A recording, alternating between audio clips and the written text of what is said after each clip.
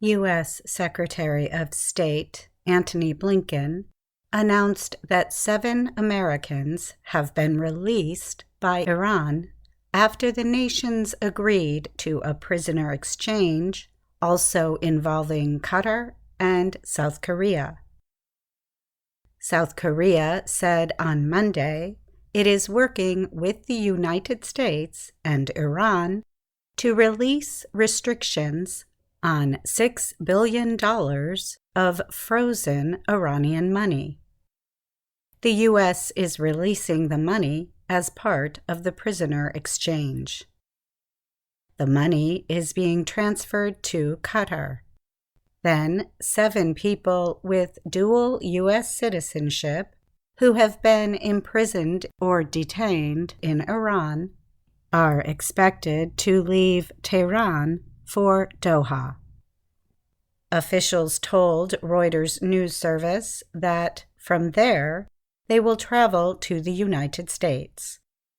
Qatar mediated the deal during months of talks. In return, 5 Iranians detained in the U.S. will be released so they can travel to Iran. Iranian officials and Iran's state news agency have said one of those detainees is expected to remain in the United States.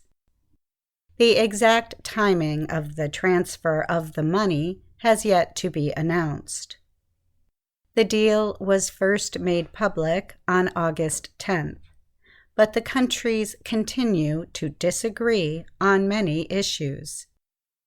They include Iran's nuclear program, Iran's effort to influence the Persian Gulf area, U.S. sanctions, and America's military presence in the Persian Gulf.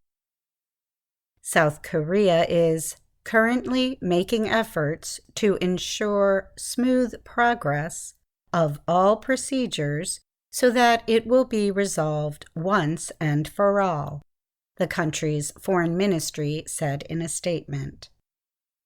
The U.S. dual citizens to be released include 51-year-old Siamak Namazi and 59-year-old Ahmad Shargi, both businessmen, and 67-year-old Murad Tabaz, an environmentalist. Tabaz also holds British nationality.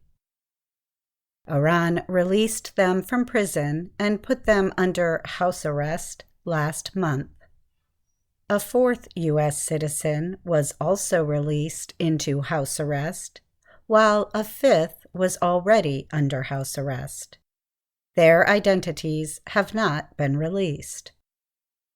Iranian officials named the 5 Iranians to be released by the U.S. as Mehrdad Moin Ansari, Kambaz Arar Kashani, Reza Saranpour Kafrani, Amin Hassanzadeh, and Kaveh Afrasiabi. 2 Iranian officials said Afrasiabi would remain in the United States.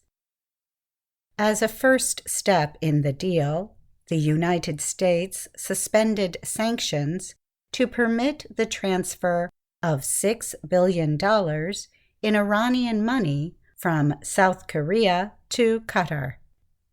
The money had been blocked in South Korea, which is normally one of Iran's largest oil buyers, because of U.S. sanctions.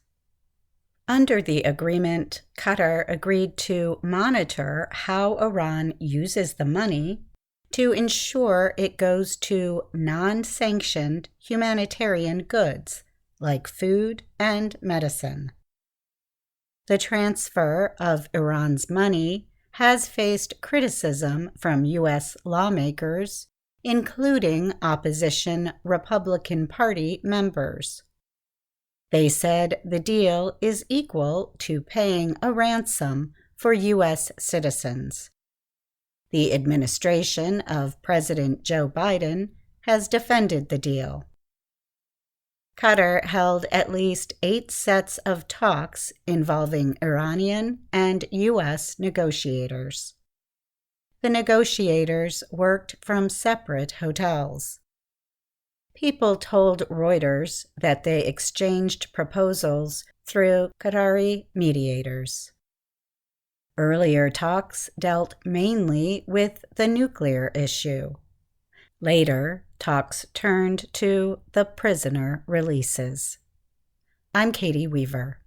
U.S. Secretary of State Antony Blinken announced that 7 Americans have been released by Iran after the nations agreed to a prisoner exchange, also involving Qatar and South Korea.